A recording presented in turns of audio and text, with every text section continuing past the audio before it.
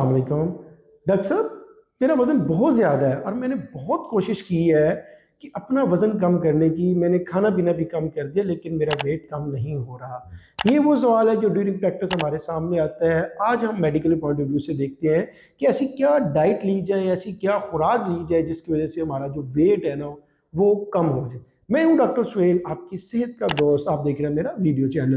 अगर बात की जाए कि हमने जब खुराक की बात करते हैं, पहले तो हम उनको ये कहते हैं कि जब भी मरीज़ ने अपना वज़न कम करना है तो अपनी इनटेक को कम करे।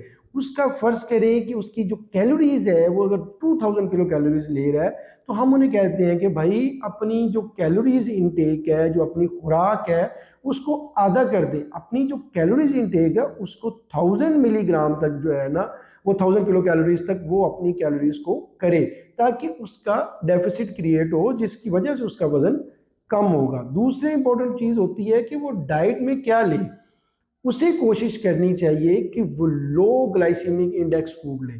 जितनी भी फ़र्ज़ करें कि लो ग्लाइसेमिक इंडेक्स का होता है कि जो कम मीठी हो।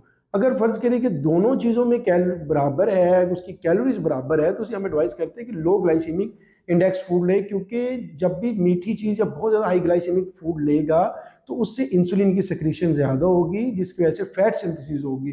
तो ये हम मना करते हैं कि दो ही पैटर्न, एक तो अपनी खुराक को कम किया जाए, उसकी कैलोरीज को कम किया जाए, और दूसरे नंबर पे जो अहम चीज़ है वो ये है कि लो ग्लाइसेमिक फूड्स, इंडेक्स फूड जो कम मीठी खुराकें होती हैं उनको लिया जाए, ताकि उसके वेट के ऊपर इफेक्ट हो और उसका वजन गिर जाए।